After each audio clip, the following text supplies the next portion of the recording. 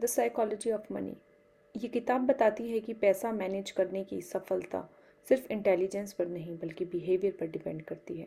अच्छे financial decisions लेने के लिए आपको हाई इनकम या एडवांस्ड एजुकेशन की ज़रूरत नहीं है, बल्कि सही आदतें अपनाने की ज़रूरत है।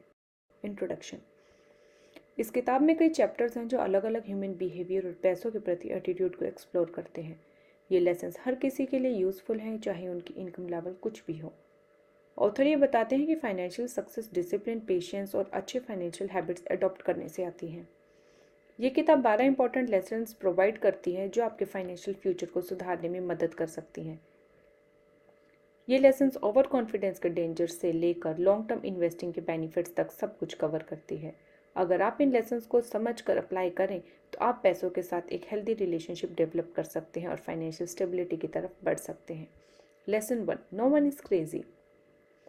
हर इंसान की दुनिया को देखने की सोच अलग होती है, जो उसके पर्सनल एक्सपीरियंस और वैल्यूज से बनी होती है।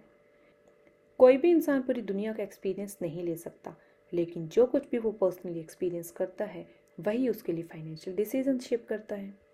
जैसे अमेरिका में लो इनकम लोग हर साल $400 लॉटरी टिकट्स पर खर्च करते हैं। ये बात अमीर लोगों को इरेशनल लग सकती है, लेकिन जो लोग गरीबी में जी रहे हैं उनके लिए उम्मीद और सपनों का एक तरीका हो सकता है। Lesson 2, luck and risk.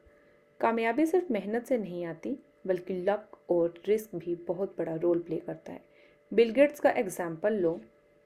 वो एक ऐसे स्कूल लेकसाइड हाई स्कूल में पढ़े जो दुनिया के गिने चुने स्कूल्स में से एक था, जिसमें 1968 में कंप्यूटर अवेलेबल था। अगर ये चांस उन्हें नहीं मिलता तो शायद माइक्रोसॉफ्ट भी नहीं बनता। इसका मतलब ये है कि हम जितनी भी मेहनत करें, हमेशा कुछ फैक्टर्स हमारे कंट्रोल के बाहर होते हैं जो हमारी सफलता या असफलता का फैसला कर लेते हैं। Lesson 3, never enough. हमेशा ज़्यादा पैसा कमाने की सोच रखना एक रेस जैसी है, कभी ख़त्म नहीं होती। एक पार्टी में वेटर कर्ट वोनेगट ने जोसेफ हेलर से कहा कि एक बिलियनियर एक दिन में उतना कमा लेता है जितना हेलर ने अपनी किताब से पूरा लाइफ टाइम में कमाया। इस पर हेलर ने जवाब दिया, मेरे पास कुछ ऐसा है जो उस बिलियनियर के पास कभी नहीं होगा, काफ़ी होने का एहसास, सेंस ऑफ इनफ। ये जानना बहुत ज़रूरी है कि ज़्यादा पैसे कमाने की चाहत कब रिग्रेट का रीज़न बन सकती है। Lesson 4, confounding compounding. Warren Buffett की सफलता सिर्फ उसकी इन्वेस्टिंग स्किल्स की वजह से नहीं, बल्कि इस वजह से भी है कि उन्होंने इन्वेस्टिंग में 75+ साल गुजारे। कंपाउंडिंग तभी काम करते हैं जब आप कंसिस्टेंटली इन्वेस्ट करें और टाइम दें। अच्छी इन्वेस्टिंग सिर्फ हाई रिटर्न्स कमाने के बारे में नहीं है, बल्कि कंसिस्टेंटली रिटर्न कमाने की एबिलिटी होनी चाहिए। पैसा कमाना और पैसा संभालना दोनों अलग चीज़ें हैं। जितनी ज़रूरी रिस्क लेना है, उतना ही ज़रूरी वेल्थ को प्रोटेक्ट करना भी है। Lesson 5, getting wealthy versus staying wealthy. बड़ा पैसा कमाना एक स्किल है, लेकिन उसे संभालना एक और स्किल है। फाइनेंशियल सर्वाइवल के लिए 3 चीज़ें ज़रूरी हैं। आपको फाइनेंशियली अनब्रेकेबल बनना होगा ताकि मार्केट के उथल पुथल से आप बाहर ना हो जाएं। हमेशा प्लान के ख़राब होने का स्कोप रखो, क्योंकि हर प्लान परफेक्ट नहीं होता।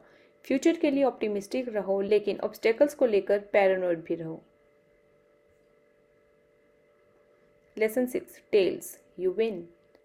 कुछ लोग बहुत सक्सेसफुल इस वजह से होते हैं क्योंकि उनके डिसीजंस में कुछ एक्स्ट्रा ऑर्डिनरी होने का चांस होता है। वेंचर कैपिटल फर्म्स भी इसी तरीके का काम करते हैं। उनके मोस्ट इन्वेस्टमेंट्स फेल होते हैं, लेकिन 1 या 2 इन्वेस्टमेंट्स उन्हें बड़ा प्रॉफिट दे देती हैं।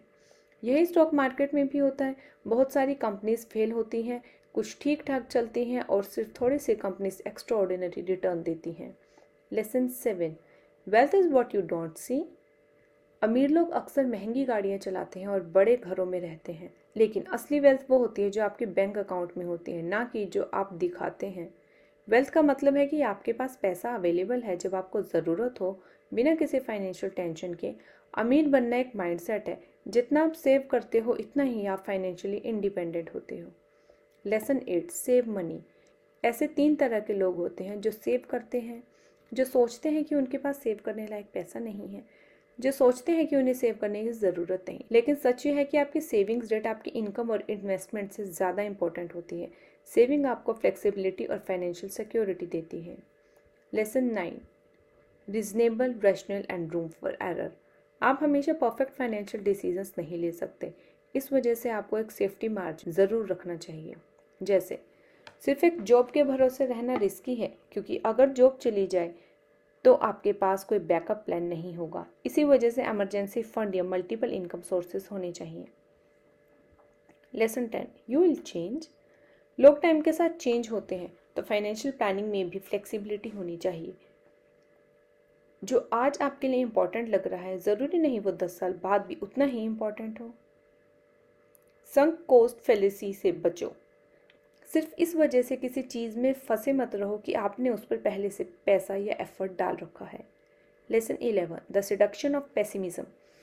लोग अक्सर नेगेटिव सोच ज़्यादा अडॉप्ट करते हैं, क्योंकि फेलियर और प्रॉब्लम्स जल्दी दिखते हैं लेकिन प्रोग्रेस धीरे धीरे होती है। हर क्राइसिस के बाद नया सोल्यूशन निकालते हैं। इनोवेशन अक्सर तब होती है जब प्रॉब्लम्स बढ़ती हैं, इस वजह से लॉन्ग टर्म सोचना इम्पॉर्टेंट है।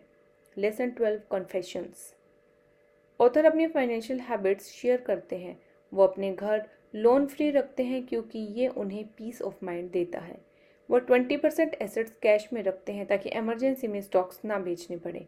वो सिर्फ लो कॉस्ट इंडेक्स फंड्स में इन्वेस्ट करते हैं क्योंकि लॉन्ग टर्म में ये बेटर रिटर्न्स देते हैं। कंक्लूजन, ये किताब सिखाती है कि पैसा सिर्फ नंबर्स का गेम नहीं है, बल्कि ह्यूमन साइकोलॉजी का भी है। फाइनेंशियल सक्सेस सिर्फ नॉलेज से नहीं बल्कि डिसिप्लिन, पेशेंस और राइट माइंडसेट से आती है।